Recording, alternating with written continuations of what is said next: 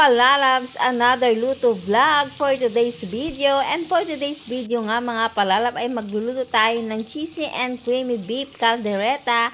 At ang ginawa nga natin mga palalab ay pinilito muna natin yung ating patatas and carrots until mag-brown yan mga palalabs. And then set aside muna natin yan dahil yan ay isasama natin mamaya sa ating beef caldereta. At syempre maganda rin kayo ng bawang at sibuyas mga palalab dahil igigisa muna natin ang bawang at sibuyas until maluto din yan mga palalab. Igisa-gisa lang natin yan. At after nyan, ilagay na natin yung ating pinalambot na baka. At pinalambot ko nga yung baka ko sa pressure cooker para mas mabilis. At kung wala naman kayo at kung hindi naman kayo nagmamadali mga palalab, ay pwede lang kahit sa normal na lutuan nyo lang yan iluto mga palalab. At syempre, naglagay na rin tayo dyan ng patis, paminta, at konting asin mga palalabs. At naglagay din ako dyan ng magic kung gusto nyo. At kung ayaw nyo naman, ay choice nyo mga palalabs. Pwede rin kayong maglagay ng beef cube kung dun kayo mas nasasarapan.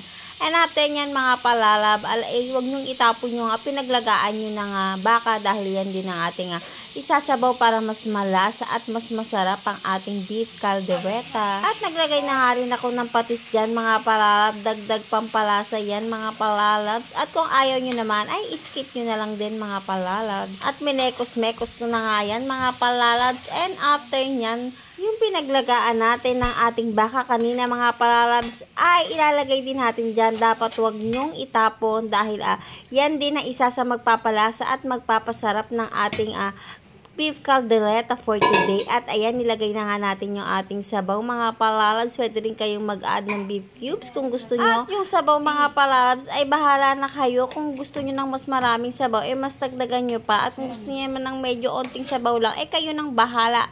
Dahil kahit tanta-tantsa lang naman ang ginawa ko dyan mga palalabs.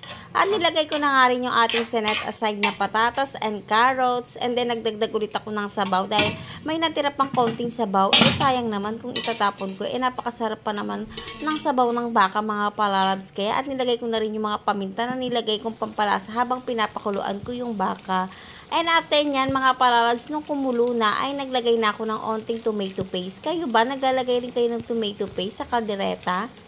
At after nyan mga palalabs, ayan, naglagay na rin tayo ng liver spread dahil yan ang pinaka-secret para mas lalong sumarap at lumasa ang ating caldereta for today. At timplahan lang natin yan mga palalabs, halu-haluin natin, antayin natin na mag-mix-mix ang lahat ng ating mga pinaglalagay dyan mga palalabs.